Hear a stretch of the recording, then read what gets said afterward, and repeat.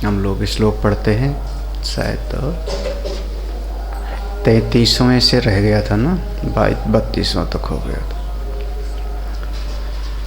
देहेन्द्रिय प्राण मनश्चिदात्मनां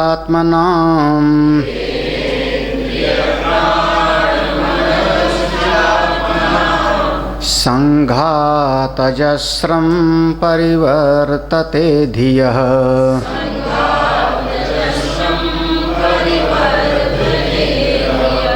वृत्तिस्तमो मूलतयाज्ञलक्षणा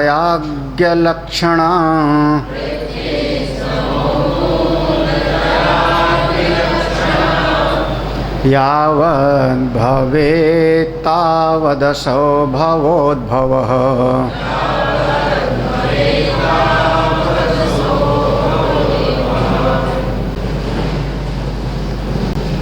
श्री राम गीता अध्यात्म रामायण के उत्तरकांड का 5वां सर्ग, 5वां अध्याय राम गीता के नाम से प्रसिद्ध है। इसमें जो वक्ता के रूप में है स्वयं भगवान शिव जी हैं, श्रोता के रूप में माँ पार्वती जी हैं। इसीलिए इसका एक नाम है उमा महेश्वर संवाद। भगवान शिव वक्ता हैं, माँ पार्वती जी श्रोता हैं, और दोनों के संवाद में जो इसका निबद्ध है,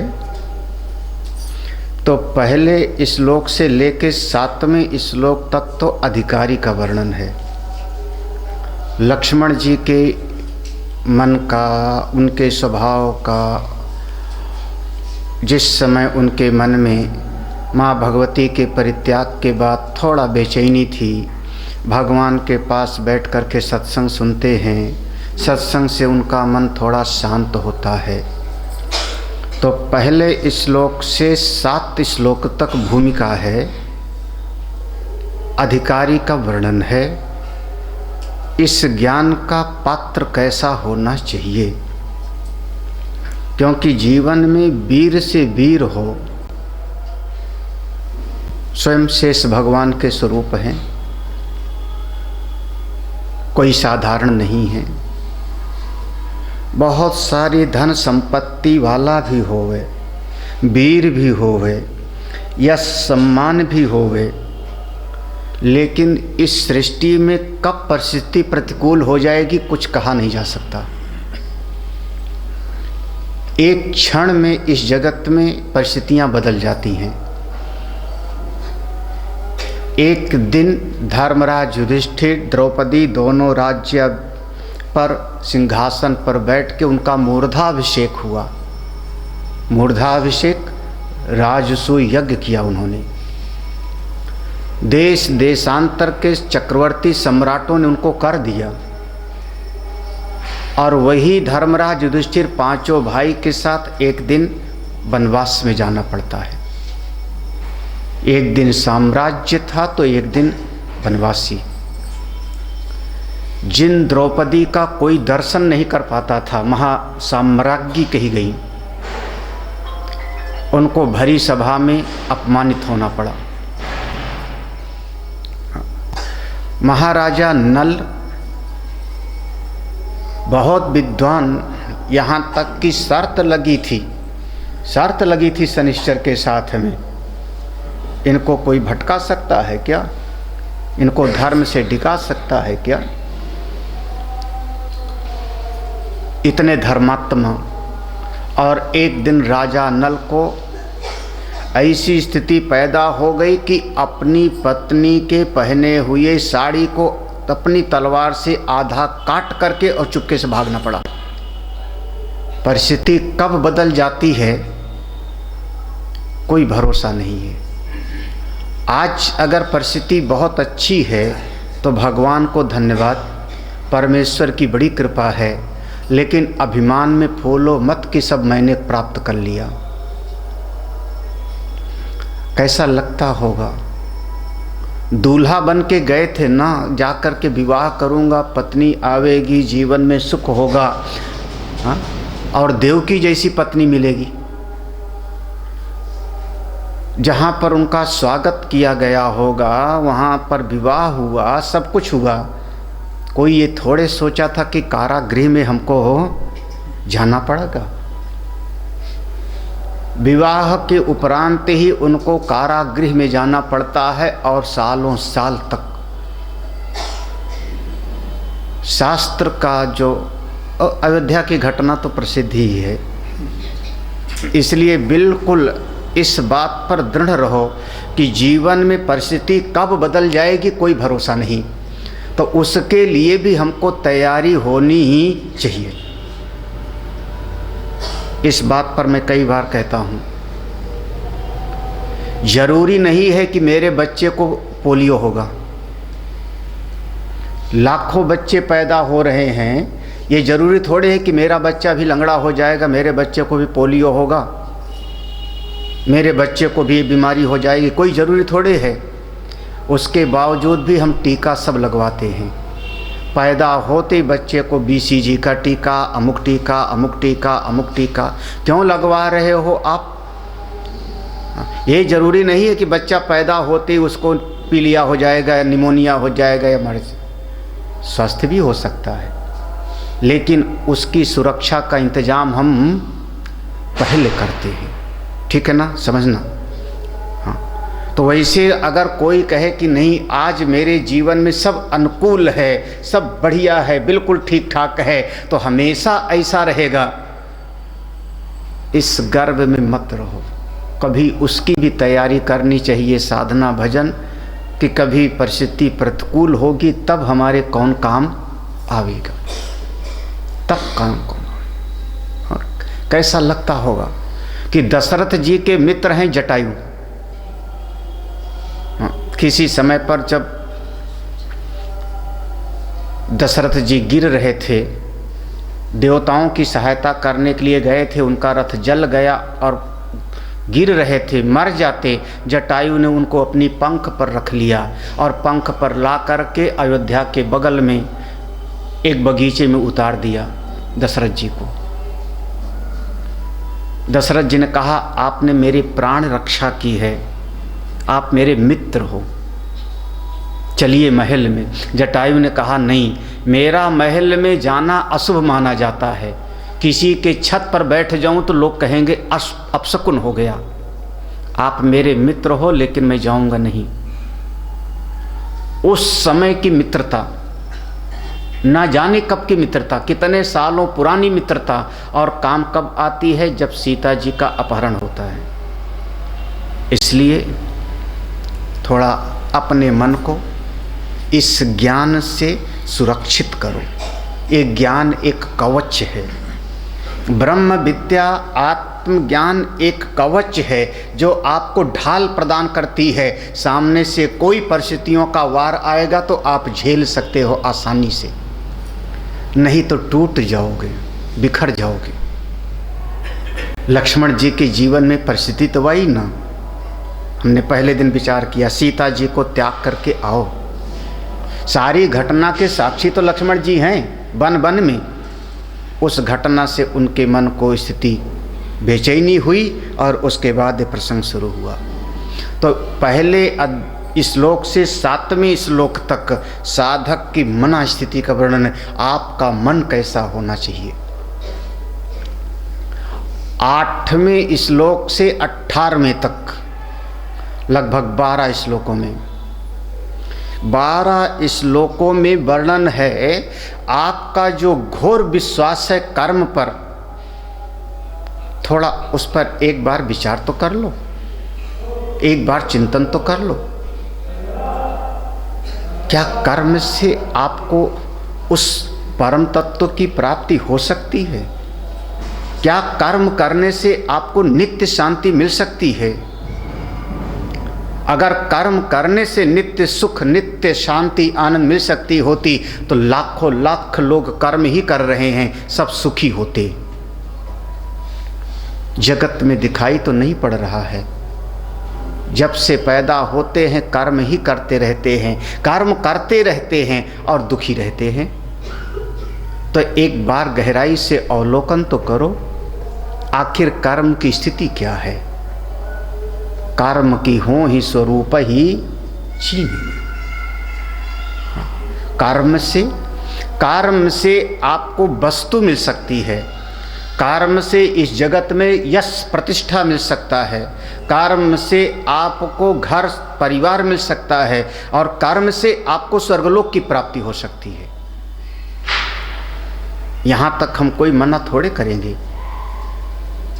कर्म करने से आपको पितृलोक, देवलोक, स्वर्गलोक की प्राप्ति हो सकती है। तो कर्म से इस लोक की वस्तुएं मिल सकती है, कर्म से परलोक की वस्तुएं मिल सकती है, लेकिन कर्म से मन की शांति मिल जाएगी, ये तो दिखाई पड़ता नहीं, ये तो नहीं दिखाई पड़ता।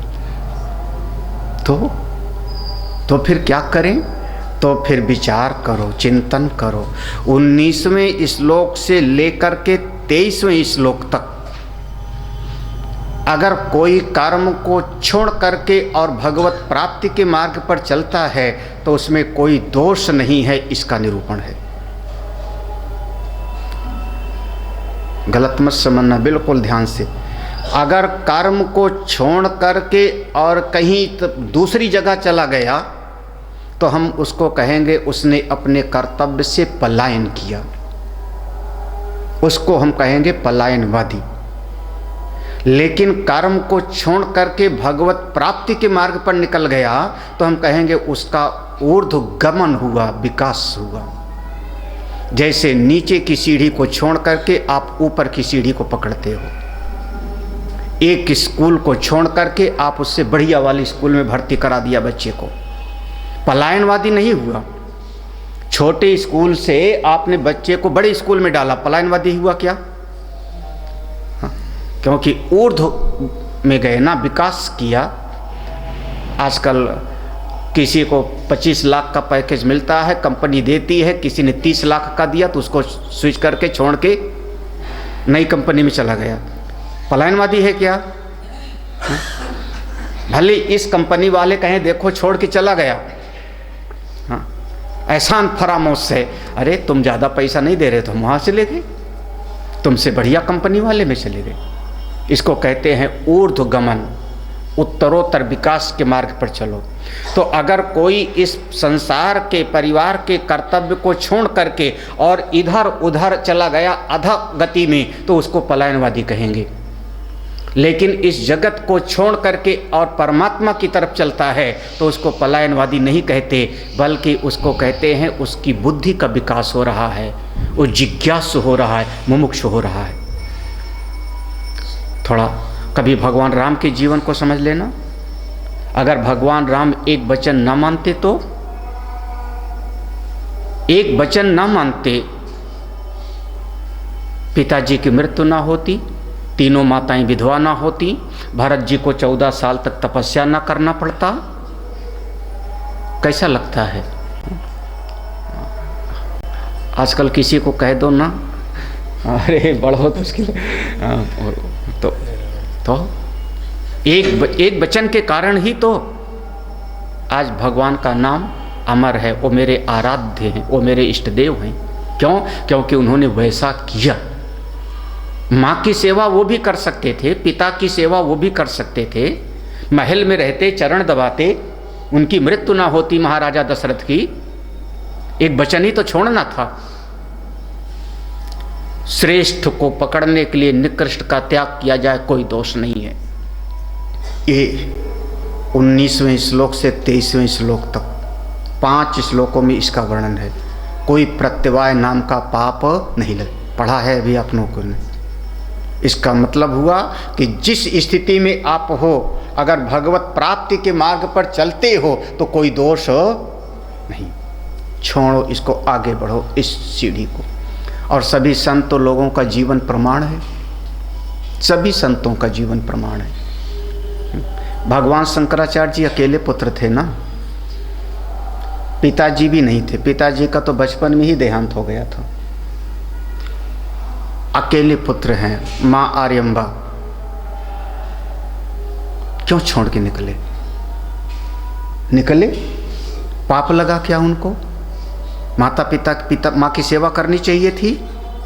मातृदेवो भव छोड़ के निकल गए। आज तक हजारों साल के बाद में जगत पूज्य हैं, जगत बंदे हैं। नरेंद्र पिताजी तो कर्जा छोड़ के मरे थे। उस जमाने में ग्रेजुएट थे ये, पिताजी वकील थे। उस जमाने में नरेंद्र ग्रेजुएट थे, आज के 125 साल पहले। माँ है, बहन है, घर में खाने को नहीं है। रामकृष्ण परमहंस बल्कि कहते थे काली माँ से मांग ले। कर्तव्य तो यही होता था ना कि नौकरी वोकरी करके माँ और बहन का पालन पोषण हो, कर्तव्य तो यही होता है। लेकिन वो जाते हैं दक्षिणेश्वर के मंदिर में। आज जिस गली में जाओगे 2-4 जो है स्कूल अस्पताल स्वामी विवेकानंद के नाम से होगा। कोई दोष नहीं लगता। बस स्थिति यह है कि श्रेष्ठ की तरफ चलो, श्रेष्ठ की तरफ। स्वामी रामतीर्थ जीवन लाहौर से पढ़े हुए, और पहली घटना उनकी थी जो उन्होंने सारे गणित के प्रोफेसर सारा प्रश्न हल कर दिया और ऊपर लिख दिया था जो चाहो सो जांच लो पांचों। वो बाद में फिर लाल बहादुर शास्त्री वगैरह के जीवन में भी आया। वो स्वामी रामतीर्थ के जीवन में था, विवाह हो गया था, उनका विवाह हो गया था। मन में दुविधा थी, अंतर्द्वंद था, अध्यात्म की तरफ चले कि परिवार की तरफ चले। जिस विश्वविद्यालय से पास आउट किया उसी विश्वविद्यालय में उनको मैथ्स का प्रोफेसर रखा गया। कोई लाहौर प्रेसिडेंसी कॉलेज था, वहीं पर प्रोफेसर हुए। उस समय अखंड भारत था ना, विभाजन के पहले की घटना है।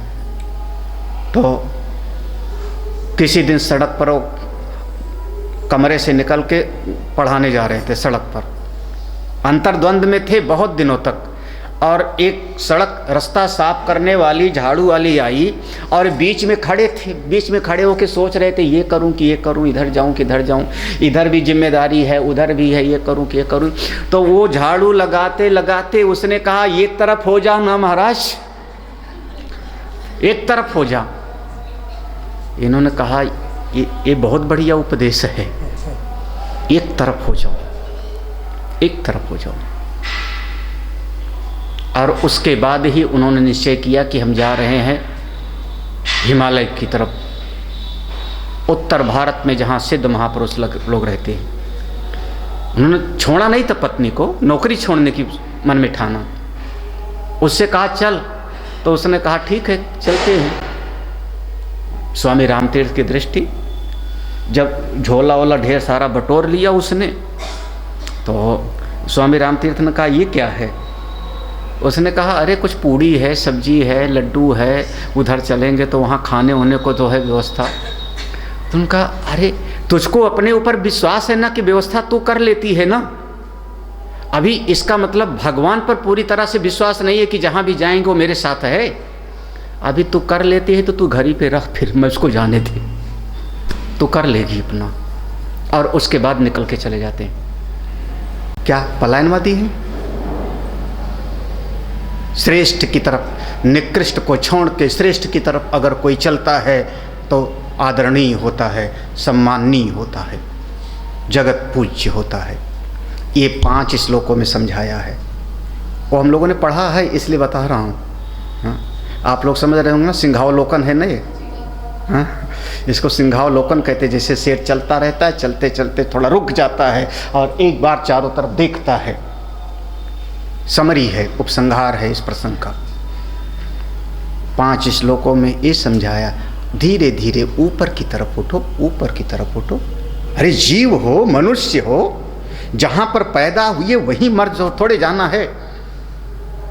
तत्रैव निधनम यान्ति का पुरुषा खगाः। जहाँ पैदा होते वहीं मर जाते हैं कौवा, कापुरुष, पक्षी, कीड़े मकोड़े आदि। स्थानम उत्सृज्य, श्रेष्ठ महापुरुष आगे आगे आगे चले चलो। 24वें श्लोक से लेकर के फिर 24वें श्लोक से लेकर के और ये प्रसंग जो आप लोगों को चल रहा था 35वें श्लोक तक आता है कि जब जाओ तो गुरु के पास जाओ, संत के पास जाओ और उनके पास जा कर के मैं कौन हूँ इसकी खोज करो, त्वम पद की खोज करो। त्वम पद त्वम पद माने को हम, असली खोज तो ये है आप हो कौन, कहाँ से आए हो, किस लिए आए हो, जाना कहाँ है, कहाँ जाना है। ये 5 प्रश्न हैं, याद है ना वो 5 प्रश्न बृहदारण्यक उपनिषद वाला। हाँ, 5 प्रश्न, जो 5 प्रश्नों को जानता है वो ज्ञानी है हमारी भाषा में, और जो 5 प्रश्नों को नहीं जानता वो अज्ञानी है हमारी भाषा में।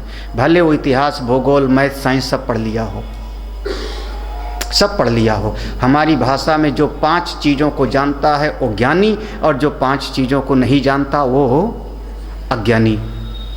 याद आया किसी को प्रश्न? 5 प्रश्न याद है? छांदोग्य में भी है, सामवेद में और यजुर्वेद के बृहदारण्य दोनों जगह है। नहीं सुना क्या सबने? नहीं सुना? चलो 5 प्रश्न मैं पूछता हूँ, बताना। वो एक ब्राह्मण का बालक है, ब्राह्मण का बालक, वो दालक ऋषि का पुत्र है।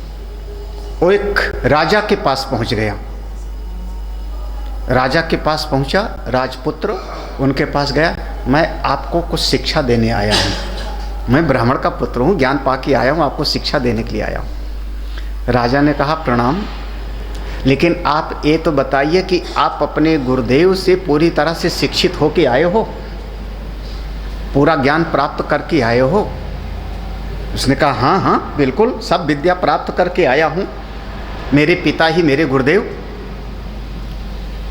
तो उसने पूछा एक बात बताओ, ये इतनी सारी जितनी प्रजा है, इमा प्रजा है, ये सारी प्रजा ये कहाँ से आती है?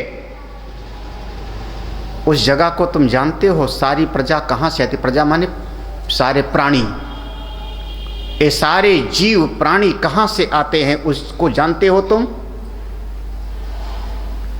उसने कहा ये तो हमने नहीं सुना था कभी, ये तो नहीं जानता हूँ, ये तो नहीं जानता हूँ कहाँ से आते।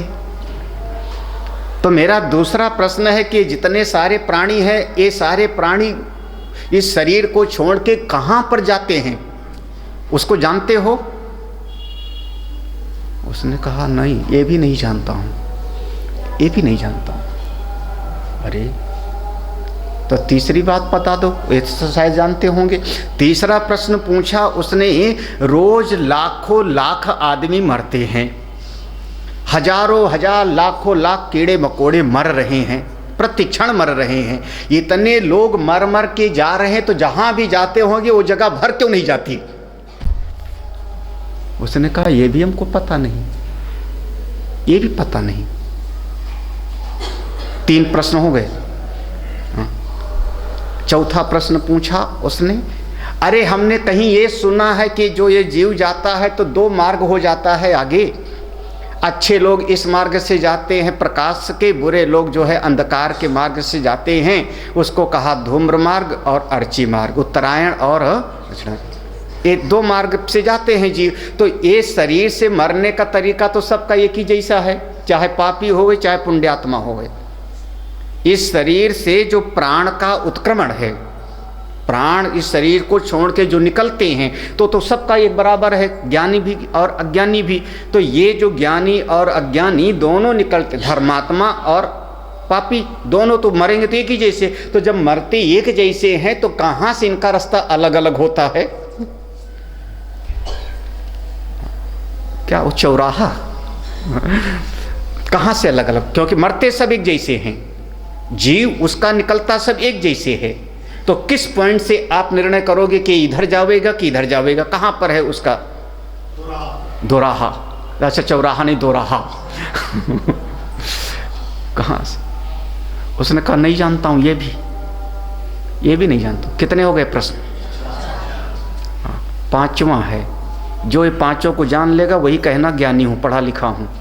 और 5 को नहीं जानते हो तो 5वां प्रश्न है, ये जो जल के जैसा है, जो स्पर्म है, जल के जैसा जो वीर है, वो जलवत जल संज्ञक वह पुरुष 5वीं आहुति में जीव बन जाता है, मनुष्य बन जाता है, पुरुष बन जाता है। कैसे, किस प्रकार से? थोड़ा सा शास्त्रीय शब्द है, शायद जब कभी पढ़ोगे तब आएगा। ये 5 प्रश्न है। कौन कौन जानता है? कौन कौन जानता है? एक आध दो जानता तो है, चलो मान लिया, लेकिन उस जानने का अगर अहम वृत्ति ज़्यादा बढ़ गई तो अधजल गगरी वो वाली हो जाएगी ना। अगर एक आध दो जानता हो तो इसका मतलब है उसको पूरी तरह से जिज्ञासु होना चाहिए कि अगर मैंने इतना जान लिया तो आगे भी जानूंगा ना, ये अनजाना क्यों रह गया। अगर एक आध दो जानेगा तो उसके भीतर उसकी कीमत पता लगेगी ना। जो एक आध भी जानेगा उसको लगेगा कि इस अगर एक दो प्रश्न को भी मैंने समझ लिया तो इस प्रश्न की कितनी महत्ता है, तो सब छोड़ करके इसी तरफ बढ़ेगा ना। फिर अगर एक बच्चा है उसको पता लग गया कि आईएएस बनने का ये होता है तो डूब जाएगा ना पढ़ने में। हाँ। ये नहीं कि एक दो जान लिया फिर घर में पड़े हुए हैं, बोले फिर अभी आप जाने नहीं, फिर जाने नहीं, फिर जो ये अनजाना सा लग रहा है वो क्यों। एक खैर चलिए, तो ये त्वम पद का शोधन को हम, मैं कौन हूँ, मैं कौन हूँ, सरल भाषा में कह रहा हूँ, ये सरल भाषा होगी। प्रवचन में ज़्यादातर यही सुनाया जाता है, मैं कौन हूँ, कहाँ से आया हूँ, किस लिए आया हूँ और कहाँ पर, है ना। शास्त्रीय भाषा वो थी। 5 प्रश्न। उसके बाद वो राजा ने डांटा था ब्राह्मण को। उसने कहा जब 5 मैंने बात पूछी एक भी नहीं जानता तो कैसे कहता है तू शिक्षित हो गया है, अभी कुछ शिक्षा उच्छा नहीं प्राप्त किया है। महाराज भरी सभा में उसकी बेइज्जती हो गई। वो वहाँ से सर झुका के आया, अपने पिताजी पर गुस्सा उतारा, अपने पिताजी पर। उसने कहा वो राजन्य बंधु ने हमसे 5 प्रश्न पूछा था, मैं उत्तर नहीं दे पाया, आप कैसे कहते हो मैंने सब पढ़ा दिया। पिताजी ने कहा बेटा ऐसा लगता है कि मुझको जितना आता था मैंने सब पढ़ा दिया, वो 5 चीज़ मैं खुद ही नहीं जानता हूँ, मैं खुद ही नहीं जानता हूँ। वो जानता है, वो जानता है तभी तो उसने पूछा। चलो चलते हैं, जो जानता है उससे चल के ज्ञान प्राप्त करके आते, जो जानता है उससे ज्ञान प्राप्त करके आते। दोनों हाथ में सविधा लेके चल पड़ते हैं पिताजी। वो बेटा कहता है जिसकी सभा में मेरी बेइज्जती हुई थी उसके पास भूल के नहीं जाऊंगा मैं। ये है अभिमान, जिज्ञासुपने को मिटा देता है, अभिमान ज्ञान से दूर कर देता है। वो बच्चा नहीं गया था, वो बच्चा अकड़ के मारे, अभिमान के मारे नहीं गया, लेकिन पिताजी गए उसके, जाकर के उसको प्रणाम किया है राजन को। उन्होंने कहा गाय ले लो, जमीन ले लो, सोना चांदी ले लो, ये ले लो। उन्होंने कहा इसके लिए मैं नहीं आया हूँ, तुमने मेरे पुत्र से जो 5 प्रश्न पूछे थे मैं वो जानने आया हूँ। जब कह दिया था कि बताऊंगा तो राजा ने कहा हाय हाय एक बात तो हो गई गड़बड़, क्योंकि आज तक ये पंचांग विद्या कभी भी ब्राह्मणों को प्राप्त ही नहीं थी, केवल हम क्षत्रियों को ही वंश परंपरा से मिलती थी। अगर आज मैंने तुमको हाँ कर दिया है तो बताना पड़ेगा, आज क्षत्रिय से जाएगी विद्या ब्राह्मण। हाँ, ज्ञान जहाँ से मिले वहाँ से ले लेना चाहिए।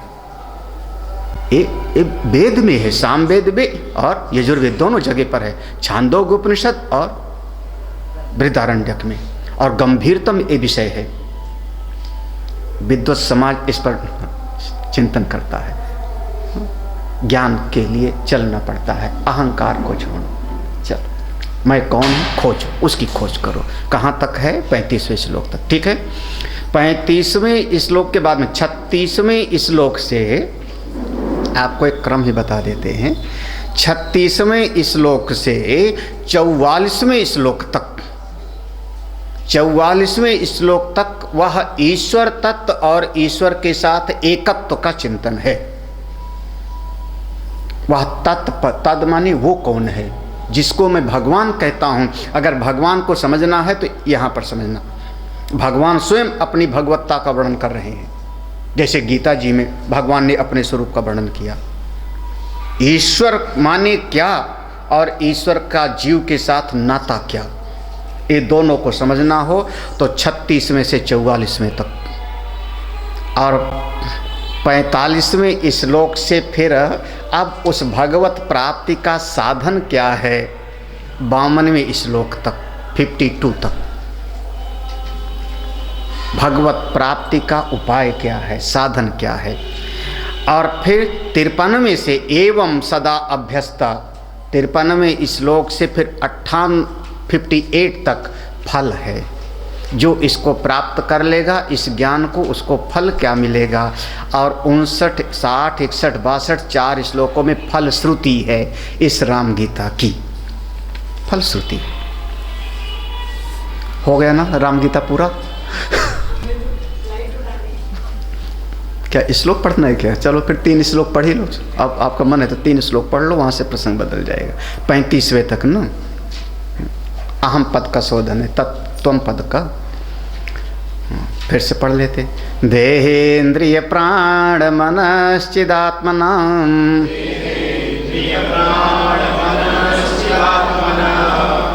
संघातजस्रं परिवर्तते धियः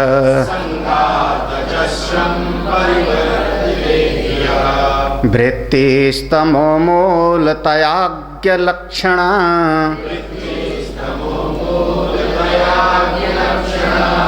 यावद् भवेत् तावदसौ भवोद्भवः।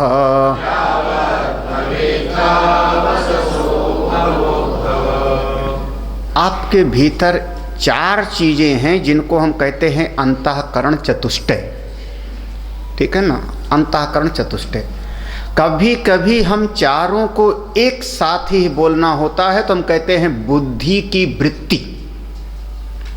हमारी बुद्धि की वृत्ति जैसी होती है, उस वृत्ति के 4 विभाग हो जाते हैं और उस वृत्ति के 4 विभाग के कारण हम उसको 4 नाम दे देते हैं, अन्यथा वो है केवल एक ही। जैसे समझो हमारे भीतर एक वृत्ति चली, जाऊं कि ना जाऊं, करूं कि ना करूं, खाऊं कि ना खाऊं, बोलूं कि ना बोलूं, तो जितने समय तक ये विचार चल रहा है कि करूं कि ना करूं, जाऊं कि ना जाऊं, बोलूं कि ना बोलूं, इतने समय तक इसका नाम हम देते हैं मन। क्योंकि मन में संकल्प और विकल्प चल रहा है, ठीक है ना। करना चाहिए कि नहीं करना चाहिए।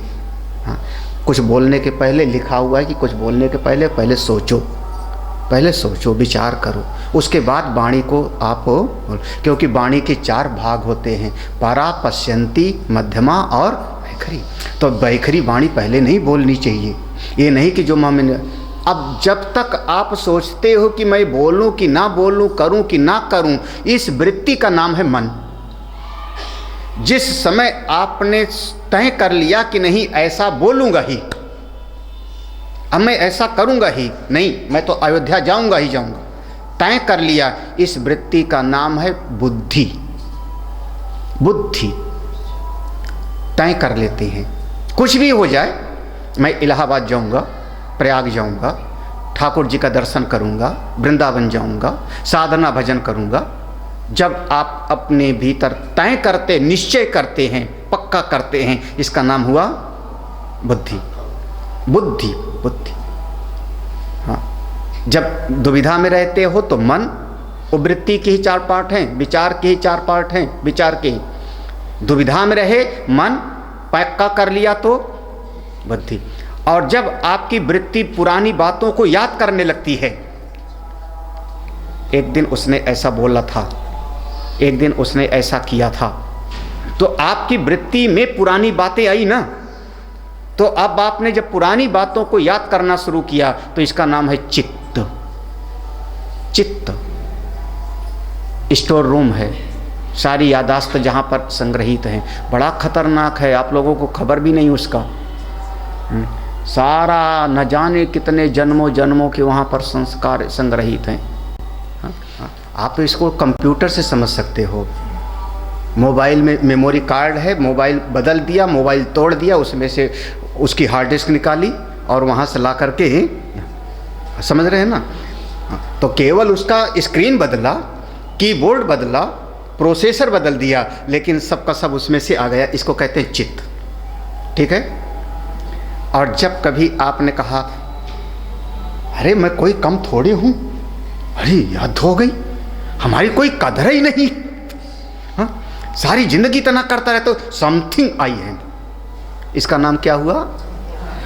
अहंकार, है ना। ये बुद्धि, ये वृत्तियों के 4 तरीके हैं। इन 4 तरीकों के कारण जो विचार चलते हैं उन्हीं को हम 4 भाग कहते हैं, मन, बुद्धि, चित्त, अहंकार। ठीक है। मूल रूप में क्या है? वृत्ति। उसी को यहाँ पर कह रहे हैं धिया। इस श्लोक में देखोगे तो धिया शब्द है। इसके ऊपर वाले श्लोक में देख लोगे 32वें श्लोक में तो बुद्धेश त्रिधा वृत्ति ही, बुद्धेश त्रिधा वृत्ति ही। बुद्धि के ये 3 प्रकार की वृत्तियां होती हैं, जागृत, स्वप्न और सुषुप्ति। और नीचे वाले श्लोक में देखो ना, धियो को ले आओ। धिया आत्मानम धिया। ये जो हमारी वृत्ति है, ये वृत्ति जब हमारी इस देह के साथ जुड़ जाती है, देह, अब एक एक शब्द देखना, हमारी आत्मानम माने जीव की, धिया माने वृत्ति, जब इस देह के साथ जुड़ गई तो ये वृत्ति कहने लगती है मैं बहुत सुंदर, मैं बहुत बलवान, मैं बड़ा लंबा चौड़ा, मैं जन्मने और मरने। कहाँ जुड़ गई वृत्ति? देह में। ठीक है। ये वृत्ति जब इंद्रियों के साथ जुड़ गई तो देह, इंद्रिय के साथ वृत्ति जुड़ गई, तब आपने क्या कहना शुरू किया? मेरे कान में बहुत बढ़िया सुनाई पड़ा, या कान से सुनाई नहीं पड़ता, आँख से दिखाई नहीं पड़ रहा है, चश्मा लगवाओ, है ना। कहाँ जुड़ गई आपकी वृत्ति? इंद्रियों के साथ। प्राण, जब ये वृत्ति आपकी प्राण के साथ जुड़ गई तो आप कहते हो देखो सांस लेने में तकलीफ हो रही है, यहाँ ऑक्सीजन की थोड़ी है, किसके साथ जुड़ रही है? प्राण के साथ में। फिर आगे चित्त, चित्त माने यहाँ पर मन, हाँ मन भी है, हाँ मन और चित्त इसके साथ जुड़ गया, मन के साथ वृत्ति जुड़ गई तो आपकी वो वृत्ति जुड़ गई। तो आज बहुत दुखी हूँ, आज बात मत करना हमसे, आज बहुत सुखी हूँ। कौन सुखी हो रहा है? आत्मा नहीं, आत्मा नहीं, ये वृत्ति प्लस मन, वृत्ति प्लस मन दोनों मिल करके बाहर की परिस्थितियों का अवलोकन किए। वो सुखमय लगी तो उसने कहा कि बहुत सुखी हूँ, दुखमय लगा तो कहा कि बहुत।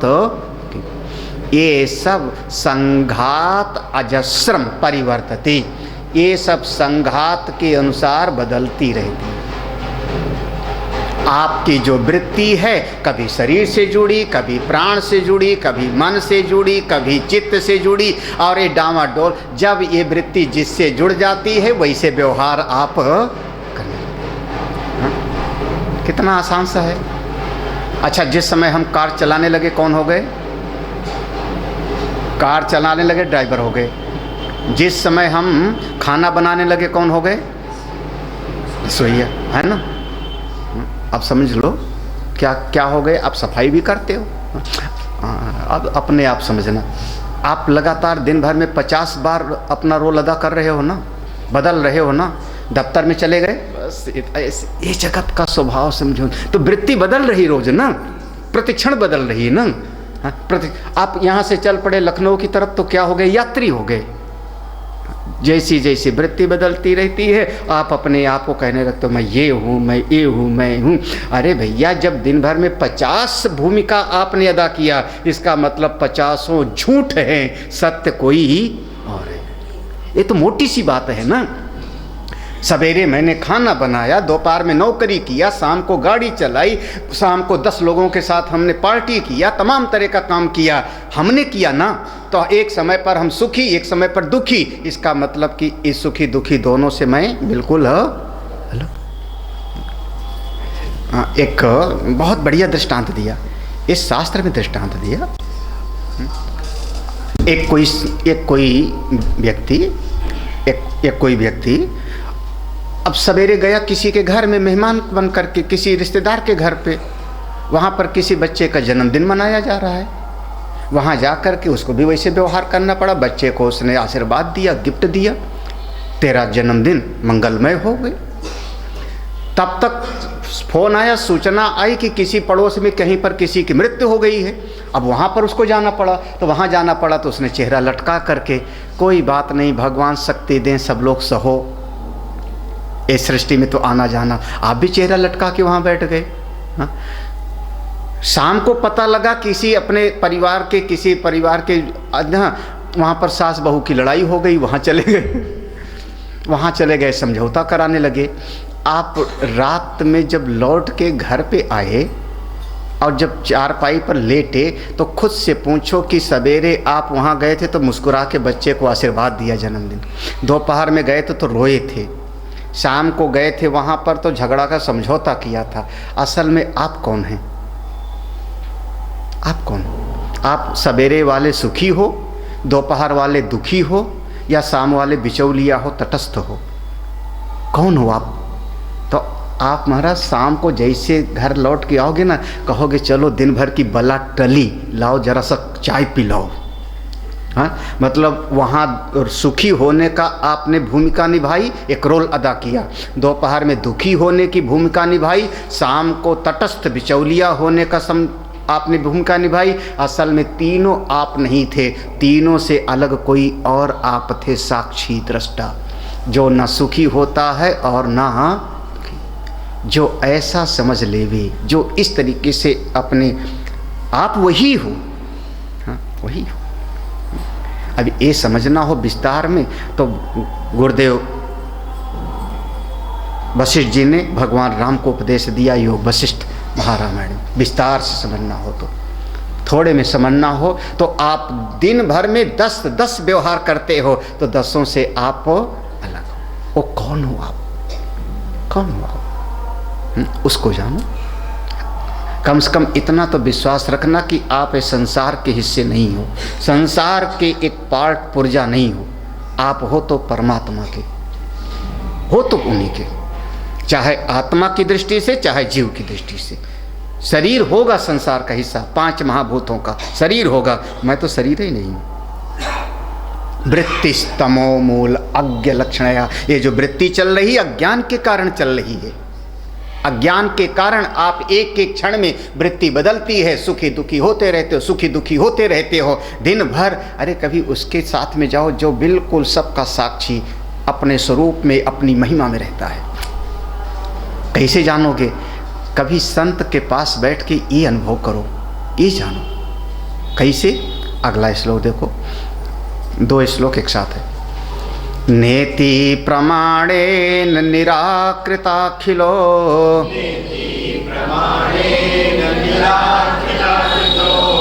हृदय समासादिच्चित् घनामृतः,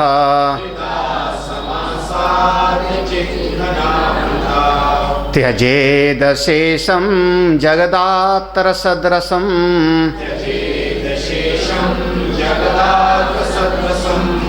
पीत्वा यथाम्भा प्रजहाति तत्फलम्,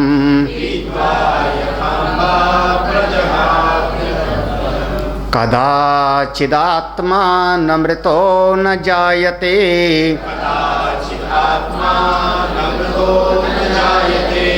न क्षीयते नापि विवर्धते नवः,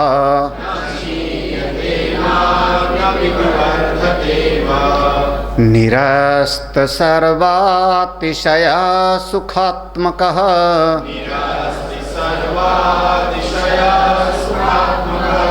स्वयं प्रभा सर्वगतोऽयमद्वयः,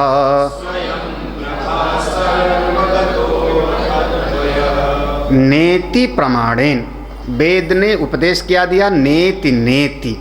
इस उपाय के द्वारा ये जो झूठी चीज़ हैं उनको हटाते जाओ, पर्दा एक एक करके हटाते जाओ, एक एक पर्दा हटाते जाओ, और हृदय समास्वादित अपने भीतर उस सच्चिदानंद का अनुभव कर लो। जब भी किसी को पहला अनुभव होगा, पहला अनुभव तो अपने भीतर हृदय में अनुभव होगा। परमात्मा का अनुभव जब भी होगा पहले अपने भीतर होगा, और एक बार अपने भीतर हो जाए ना तो फिर जित देखो तित यथा दृष्टि तथा दृष्टि।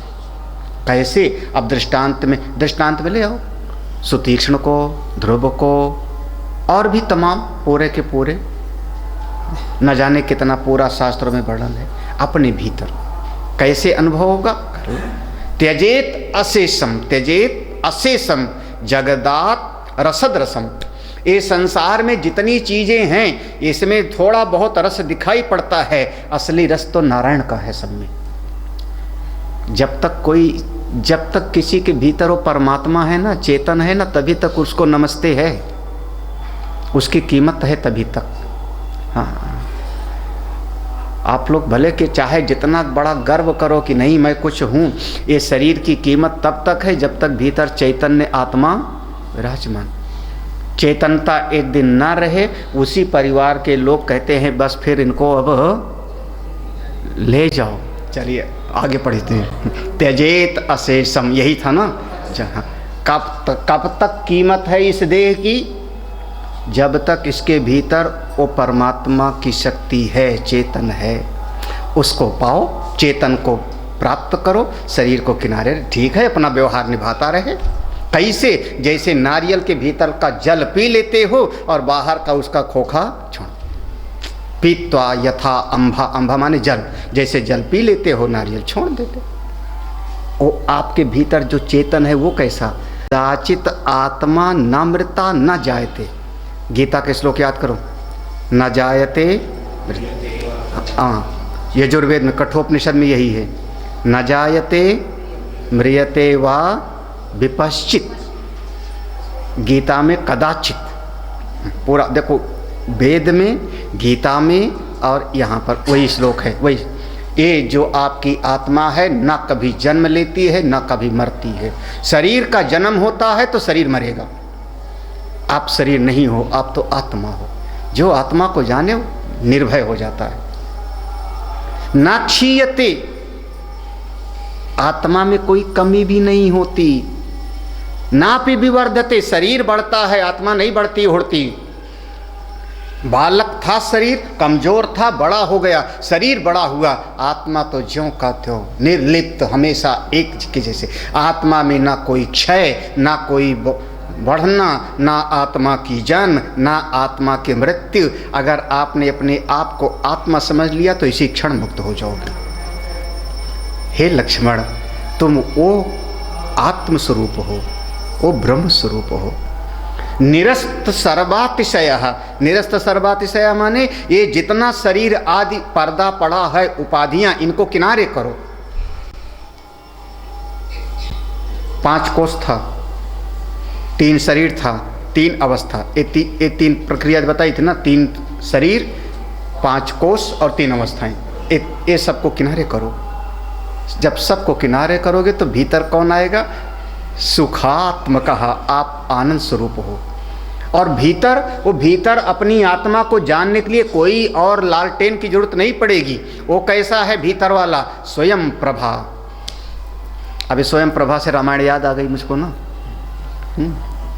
स्वयं प्रभा माने प्रकाश, स्वयं माने लालटेन को तेल की जरूरत पड़ती है, बल्ब को बिजली की जरूरत पड़ेगी। स्वयं प्रभा माने जिसको किसी की जरूरत ना हो और प्रकाशवान हो। वहाँ बढ़िया फल हैं, बढ़िया जल है, लेकिन जल्दी हिम्मत नहीं पड़ती किसी को प्रवेश करने की। रामायण का प्रसंग है किष्किंधा कांड। किष्किंधा कांड में जब सारे बंदर भालू प्यासे हो गए, तड़पने लगे, भूख प्यास से तड़प रहे हैं, तब किसी ने देखा कि एक गुफा है, एक गुफा है, जिस गुफा में जो पक्षी हैं प्यासे व्याकुल जाते हैं और जब बाहर आते हैं तो उनके पंख गीले हैं, खुश होते हैं। ये देखा है। ये देख करके सबने कहा अंदर जल होगा। आप समझेंगे, ये सत्संग रूपी गुफा है। आदमी संसार के तप्त से तपा हुआ है, सत्संग में आता है, जब सत्संग से जाता है तो लगता है कुछ हल्के हो गए, मन अच्छा हो गया, थोड़ा मन की चिंता। ये सत्संग रूपी गुफा है। जल्दी हिम्मत नहीं पड़ी हनुमान जी को आगे किया, फिर उनकी पूंछ पकड़ी उन्होंने, अंगद ने उनकी, ऐसे ऐसे अंदर घुसे डरते डरते, क्योंकि प्रायः सत्संग में किसी की पूंछे पकड़ के कोई आता है ना। पहले नम्रता जी ने किसी की पूंछ पकड़ के मेरे पास में आई होंगी, नहीं, बैनर का पूंछ पकड़ा। फिर तुमको छोड़ने के लिए वीरेंद्र आए होंगे कभी, चलो छोड़ आते हैं, ले आते हैं, फिर ये आ गए, फिर इसके बाद अब बच्चे भी जो है ना, ये क्रम है, किसी न किसी का सहारा लेके ही आ पाते हो ना, किसी न किसी के माध्यम से आए। जब बंदर भालू अंदर गए तो एक देवी बैठी थी, उन देवी का नाम है, हाँ पढ़ लेना वहाँ पर, वो देवी का नाम स्वयं प्रभा है। ये हृदय रूपी गुफा में प्रवेश करोगे, अंतर जगत में प्रवेश करोगे तो स्वयं प्रभा है। वहाँ आपकी प्यास मिट जाएगी, भूख मिट जाएगी, आनंद मिलेगा। यही है ना। आगे का मजा, बड़ा मजा आता है मुझको समझने में। और सब ने फिर स्वयं प्रभा को घेर के बैठ गए और सब ने कहा, देवी अंदर गुफा में तो हम आ गए, अब निकलेंगे कैसे, है ना। अभी पूछना कुछ अजीब सा नहीं, जैसे दरवाजे से आए तो उसे से निकल जाओ। आप जिस रास्ते से आए हो पूछोगे क्या, कैसे जाऊं, निकल जाओ। पूछा है, निकलेंगे कैसे। साथ में स्वयं प्रभा ने सारी अपनी कथा सुनाई, सारी बातें सुनी। स्वयं प्रभा ने ये कहा कि घबराओ मत, सीता को पा जाओगे, ये भी सब कहा। उसने कहा यहीं आंख बंद करो, आंख बंद करो और बैठो, आंख बंद करके बैठो, मैं तुमको पहुंचा देती हूँ। और स्वयं प्रभा की गुफा कहाँ है पता नहीं, अभी नासिक में है कि किष्किंधा पर्वत की तरफ है कि तमिलनाडु में है कि केरला में है कि कर्नाटक में है, बंगलौर में, कहाँ पर है ढूंढो। सब ढूंढा गया, स्वयं प्रभा की गुफा भी पता नहीं है उसकी। हाँ, सब आंख बंद करके बैठे, आंख बंद करके बैठे। अब बंदर भालू हैं, इसी का नाम ध्यान है ना। भीतर वाले को जानना है तो ध्यान करो, ध्यान करोगे तो शांति मिलेगी, भक्ति मिलेगी, सीता माँ की कृपा मिलेगी। लेकिन बंदर भालू ज़्यादा देर तक आंख कैसे बंद कर पाऊँ, चंचल स्वभाव। तो जैसे कहा आंख बंद करके बैठो तो एक दूसरे को दिखा तो एक क्षण बंद किए और थोड़ी देर में खोल दी आंख। जैसे थोड़ी देर में आंख खोला तो सब देखते क्या है कि समुद्र के किनारे हम पड़े हैं, समुद्र के किनारे हैं, इस किनारे पर, है ना। रामेश्वरम में कोई गुफा उफा हमको दिखाई नहीं पड़ी है, ढूंढ आया हूँ। राम वन गमन का पूरा तरीका ढूंढा है लोगों ने, लेकिन स्वयं प्रभा की गुफा का पता फिलहाल नहीं, कहाँ है वो। स्वयं प्रभा ने ये बहुत ध्यान, इस पर खूब विचार करना, रामायण पढ़ना तो कभी। आंख बंद किया, ज़्यादा देर नहीं बंद कर पाए, आंख खोला तो सामने समुद्र, है ना। हम यहाँ पर, मेरा यही मन आता है कि अगर थोड़ी ज़्यादा देर आंख बंद किए होते तो, जो गुफा से वहाँ तक पहुँचा दिया, थोड़ी ज़्यादा देर बंद किए रहते तो शायद सब के सब बंदर भालू इकट्ठे अशोक वाटिका में पहुँच गए होते ना, कि नहीं। खोला क्यों आँख उन्होंने। ये हमारे शिष्य भगवान लक्ष्मण जी का उपदेश है, मूंदहूँ आँख कतहूँ कछु नहीं। आँख बंद करो तब आप परमात्मा का दर्शन कर पाओगे। ध्यान अभ्यासी बनो। स्वयं प्रभा, स्वयं प्रभा माने परमात्मा, आपका प्रकाश स्वरूप। प्रकाशो में निजम रूपम।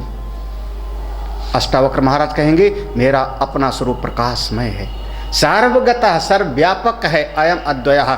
ऐसे स्वरूप में स्थित हो जाओ, आप आत्मा हो। देखो तीन बातें हो गई। अगर आपने अपने आप को समझा कि मैं देह हूँ, शरीर हूँ, तो आप अज्ञानी हो। क्यों, शरीर एक दिन बच्चा था तो आपने कहा मैं बालक हूँ, पढ़ने लगे तो आपने कहा मैं विद्यार्थी हूँ, जवान हो गए तो आपने कहा मैं युवा हूँ। तो शरीर बदलता रहा और उसके साथ आपका मन भी। शरीर समझा, अज्ञानी हो। अगर आपने अपने आप को जीव समझा, जीव समझा तो जीव समझा तो आप उपासक हो, भगवान के भक्त हो, क्योंकि जीव भगवान का अंश है। ममैवांशो जीव, ईश्वर अंश जीव। वो आप भक्त हो, आप उपासक हो, आप साधना करोगे भगवान के लोक को पाओगे। और अगर आपने अपने आप को आत्मा समझ लिया, देह और जीव से ऊपर उठ के आत्मा समझ लिया, तो इसी क्षण ना मृता ना जायते, आप अपनी महिमा में रहोगे। फिर कोई आपको विचलित कर नहीं पाएगा, कोई विचलित नहीं। कैसे, भगवान ने कहा था जैसे सुमेरु पर्वत अचल होता है, ऐसे बनो। अपनी साधना को आगे बढ़ाओ, कोशिश करो, अपने जीवन में 2-3 चीज़ों को कभी नहीं छोड़ना है। एक तो सत्संग नहीं छोड़ना चाहिए। सत्संग हमारे प्राण हैं, जीवन है, वही रास्ता बताएंगे। हाँ ना, मुद मंगलमय संत समाजु। हाँ, सत्संग नहीं छोड़ना है। बड़े भाग पाई सत्संग। अच्छा, सत्संग का फल क्या होगा? फिर सत्संग का फल विवेक है ना, विवेक को जगाओ। बिनु सत्संग विवेक न हुई। अगर सत्संग में जाते हो तो अपनी बुद्धि को जगाओ, मांझो बुद्धि को, चिंतन करो, सत्य क्या, असत्य क्या, सही क्या, झूठ क्या। सत्संग का फल विवेक है। अगर विवेक नहीं जगा तो फिर अगस्त ऋषि के पास सती भी बैठी थी, सब कुछ सुना होगा, लेकिन विवेक नहीं जगा तो जीवन में फिर तकलीफ हुई ना। सती जी जैसा सत्संग नहीं सुनना, कैसा सुनना है? भगवान के जैसा, विवेक जगे। और गोस्वामी जी लिखते हैं, हो ही विवेक मोह भ्रम भागा। किसी को चौपाई याद आ रहा है? हाँ, पूरा। हो ही विवेक मोह भ्रम भागा। आगे, तब रघुनाथ चरण अनुरागा। ऐसे हो ही विवेक मोह। जब विवेक जगेगा तो आपके जीवन का मोह भ्रम चला जाएगा। भ्रम माने अज्ञान, नासमझी चली जाएगी। अज्ञान मिटा, भ्रम मिटा, और तब आपको असली भक्ति का रस मिलेगा। तब भगवान के प्रेम का रस मिलता है। तो सत्संग नहीं छोड़ना है। बस ये है कि सत्संग तो हमेशा मिलेगा नहीं, सत्संग हमेशा नहीं मिलेगा। तो सत्संग का सब्स्टिट्यूट है स्वाध्याय। घर में है तो आप ग्रंथ को रख लो, रामायण, भागवत, गीता, और स्वाध्याय करो, लगा लो घर में। कम से कम एक बार विवेक चूड़ामणि पढ़ डालो पूरा। हाँ, पूरा पढ़ डालो। जहाँ ना समझ में आए हमसे फ़ोन करके पूछो, एक बार पढ़ डालो विवेक की पढ़ डाला है, लगाओ विवेक चूड़ामणि लगाओ। पहले गीता मत शुरू कर देना। हाँ, तुम लोग पहले ऊपर वाले से, ऊपर से नहीं चला जाता, नीचे के सीढ़ी से चला जाता है। विवेक चूड़ामणि खरीद के दो।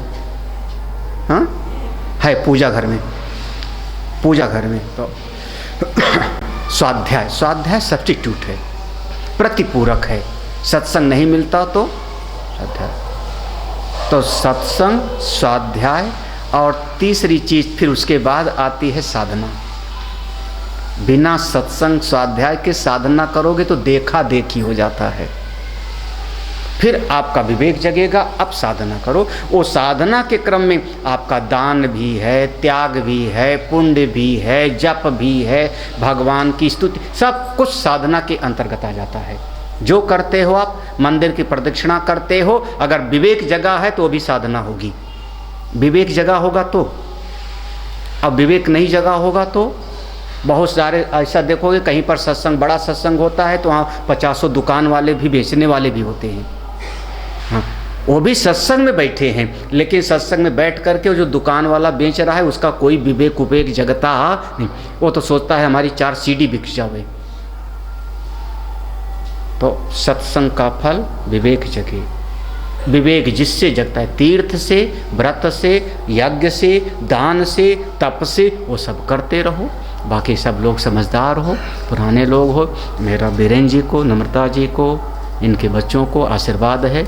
इस प्रकार से ये सत्संग का 7 दिनों का हम लोगों का पूरा हुआ। जब भगवान चाहेंगे। हाँ, आप इसको, जब मैंने आश्रम का नाम पढ़ा तो बहुत अच्छा लगा था, महाविरक्त आश्रम। महाविरक्त आश्रम। हनुमान जी के सामने यहाँ के महाराज जी को मेरा प्रणाम है, आपने स्थान दिया, सबको ध्यान रखा, और सभी संतों को भी प्रणाम है। इसी के साथ सत्संग विश्राम ले।